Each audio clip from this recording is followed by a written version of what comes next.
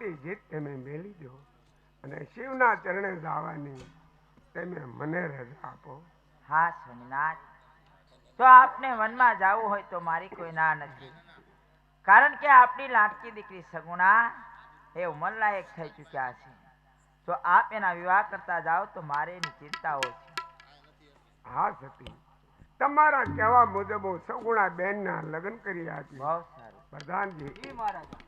રાજમાંથી રાજકુમારને બોલાવો.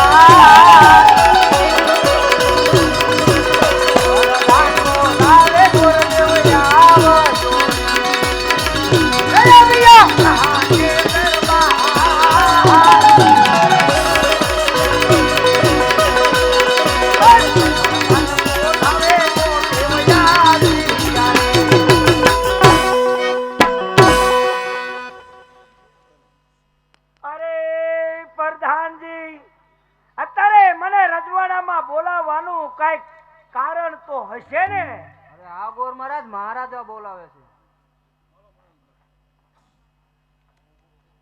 મહારાજાને પણ ખૂબ ખૂબ પરિણામ બાપુ. અરે પ્રણામ ગોરદેવ, આવો ગોરદેવ. હા આવ્યા બાપુ. આવો આવો.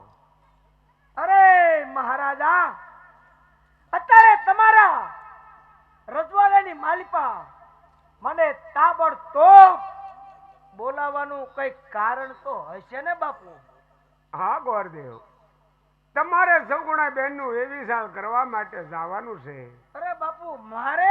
હા હા મારે જવાનું? હા હા, કોઈ સારું રજવાડું જોઈને હા, વેવિશાળ કરીને વહેલી તકે પાછા આવજો. અરે જેવી મહારાજાની ખૂબ ખૂબ આજ્ઞા. લ્યો આ શરીફળ. કોઈ વાંધો નહીં બાપુ.